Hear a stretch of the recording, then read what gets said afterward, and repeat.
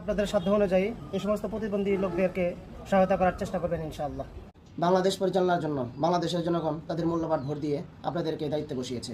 আমরা আপনাদের কাছে আশাবাদী, বাংলাদেশের অস্থিতিশীল পরিবেশকে স্থিতিশীল করার জন্য আপনারা যারা অপরাধ করবে তাদেরকে বিচার করবেন। নিরপরাধ মানুষকে কারণ দর্শানো ছাড়াই এভাবে যদি আপনারা গ্রেফতার করতে থাকেন, তাহলে তো নিজের পায়ে নিজেরা কুড়াল মারবেন।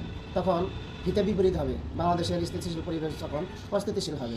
আমরা দেখেছি গত টিমগুলোতে যারা দায়িত্ব পেয়েছিল তারা নিজের ক্ষমতা প্রয়োগ করার জন্য যে বা যারাই তাদের বিরুদ্ধাচারণ করতো তাদেরকে গ্রেফতার করতো কিংবা আয়নাঘর দেখাতো বা জেলঘর দেখাতো। ফলে জনগণ কিন্তু তাদেরকে রাজপথ দেখিয়ে বাংলাদেশ থেকে তাড়িয়ে দিয়েছে। তো আল্লাহ তালার কথা, যারা জুলুম করবে তাদেরকে আল্লাহ তালা মূলোৎপাটন করে দিবে। আমরা আশাবাদী আপনারা এরকম জুলুমের পথে হাঁটবেন না যে নিরপরাধ মানুষগুলোকে কারণ দর্শানো ছাড়াই আপনারা জেলে আবদ্ধ করবেন। বাংলাদেশ পরিচালনার জন্য বাংলাদেশের জনগণ তাদের মূল্যবান ভোট দিয়ে আপনাদেরকে দায়িত্বে বসিয়েছে।